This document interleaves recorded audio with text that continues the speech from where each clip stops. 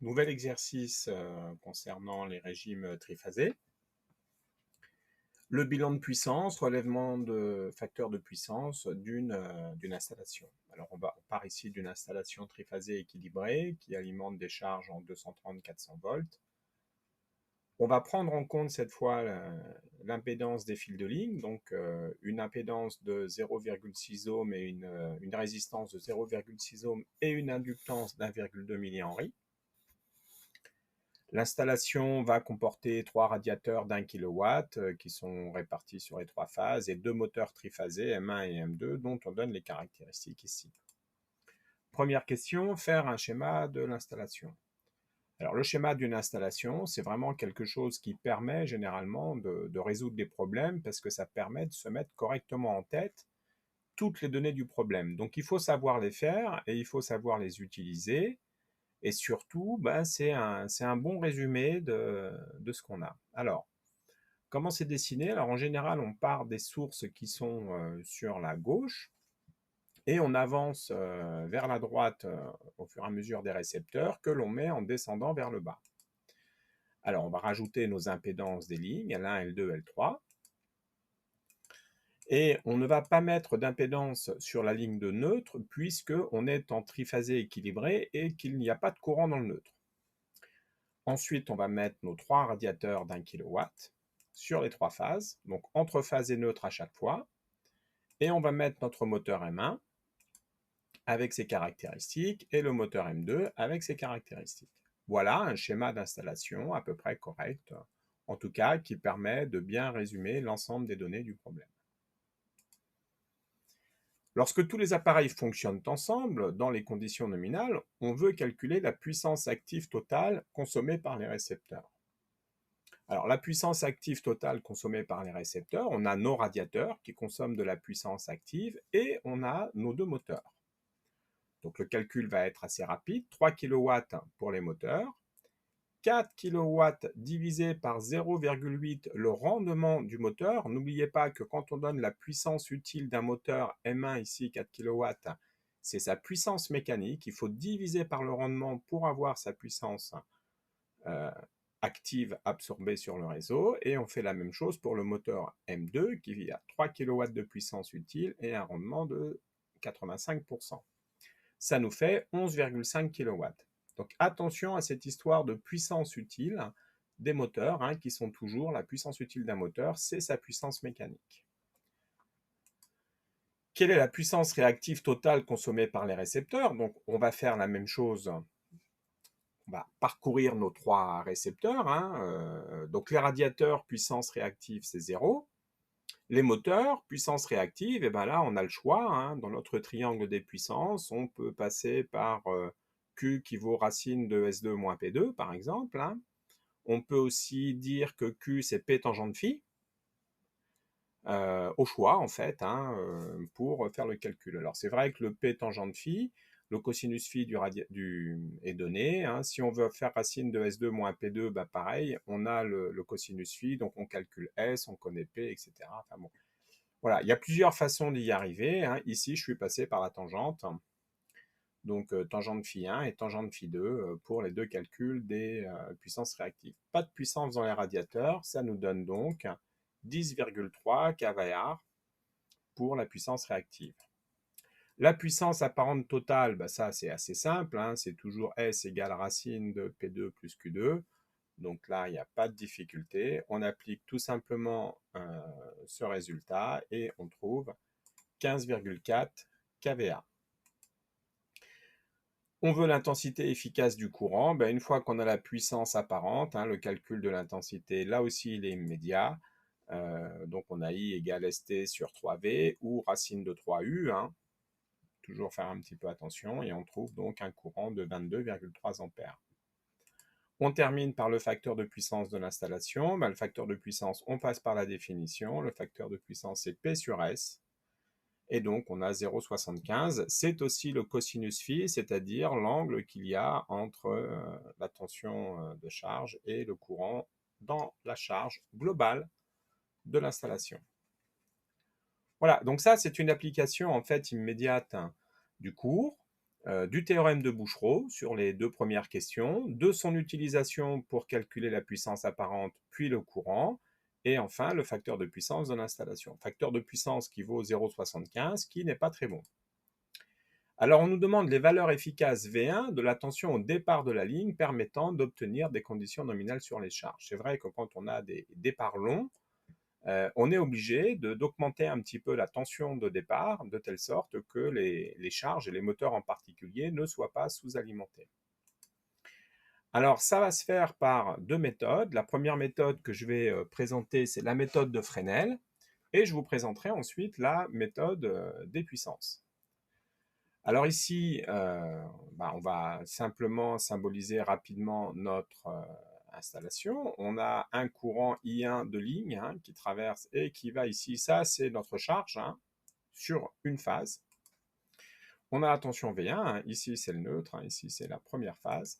On a notre résistance petit r, donc une chute de tension VR. On a notre inductance, donc une chute de tension VL à ces bornes, et la tension en borne de la charge que j'appelle VC. Alors, il va falloir faire le diagramme de Fresnel de cette loi d'émail qui nous dit que V1, c'est VR plus VL plus VC. Et on va choisir donc comme référence le courant I, puisque le courant I traverse chacune des impédances. Je crois que ça se voit très très bien. Donc du coup, on va pouvoir déterminer VR. VR, c'est RI. La tension VR est en phase avec I. Donc hop, on peut tracer directement RI. La tension aux bornes de l'inductance est déphasée de pi sur 2 par rapport à I, puisqu'on a J à l'oméga pour l'impédance, donc on va pouvoir la mettre ici perpendiculairement. On va pouvoir tracer notre tension ici qui vaut 230 volts, c'est la tension VC, on connaît sa valeur, et sa phase par rapport à I, c'est l'angle qui est lié au facteur de puissance, qui valait 0,73 de mémoire, de la question précédente. Donc on a l'angle phi que fait VC par rapport à I, puisqu'on a le facteur de puissance de la charge. Et donc la somme de ces trois vecteurs, c'est le vecteur qu'on recherche, c'est donc un V1 que l'on a ici. Alors comment on va trouver la valeur de V1 ? Eh bien on va tout simplement trouver les coordonnées de ce point, c'est-à-dire trouver son abscisse. Donc son abscisse, on a RI. On a L oméga ici pour l'ordonnée, le premier élément. Si on part dans ce sens-là, donc on a 230 cos phi, puisque c'est un angle phi qu'on a ici. Et on a en face 230 sinus phi, puisqu'on a toujours pareil l'angle phi à ce niveau-là. Donc on a une application du triangle rectangle, par exemple, où le côté en face, c'est la somme des carrés des deux autres côtés. Donc on aura en bas 13,4 plus 230 cos phi, et sur le côté opposé, 8,4 plus 230 sinus phi qui vaut 153 volts.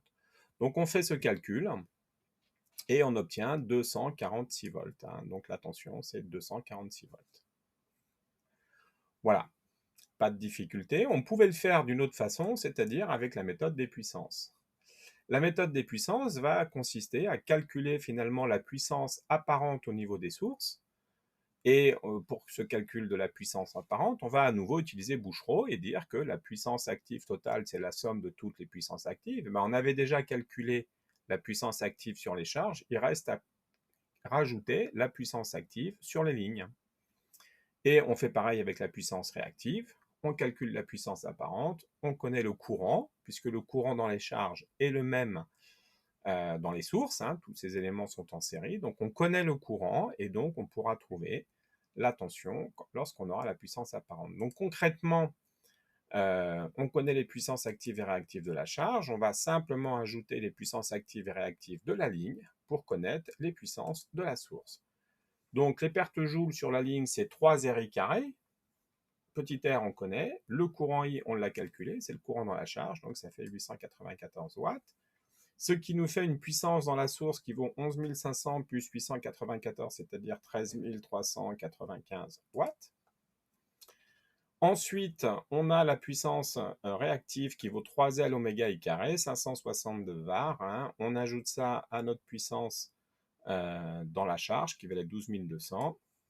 On combine tout ça pour calculer la puissance apparente, racine de PS carré plus QS carré. Ça fait 3 VI. ça nous donne V égale 246 volts en divisant par I qu'on connaît. Donc on trouve le même résultat.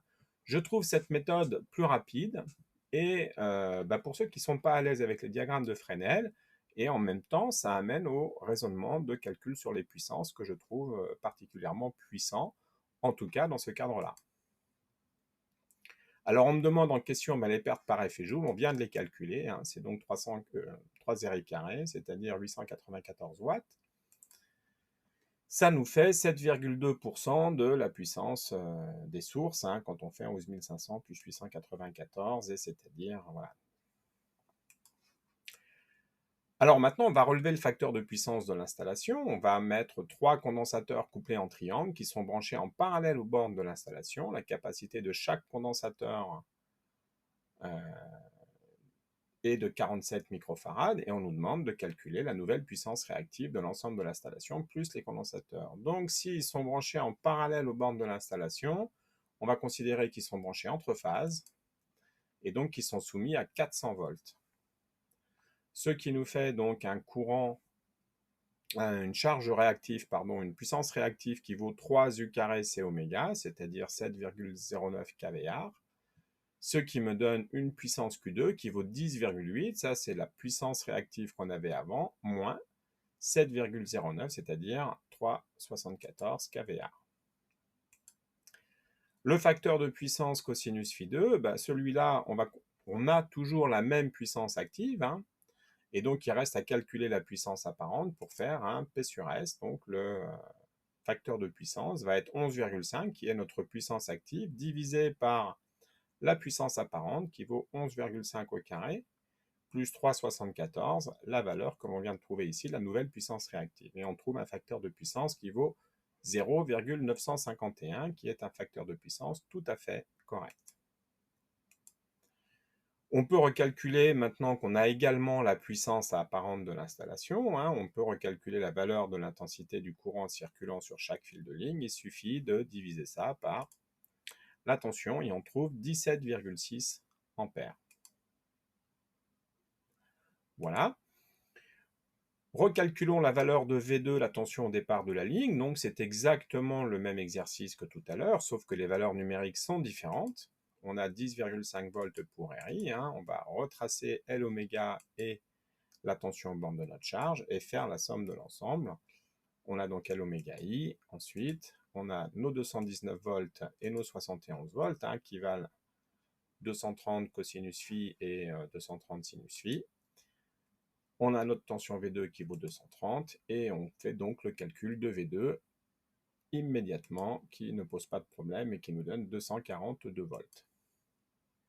On peut évidemment refaire ce calcul en utilisant la méthode des puissances.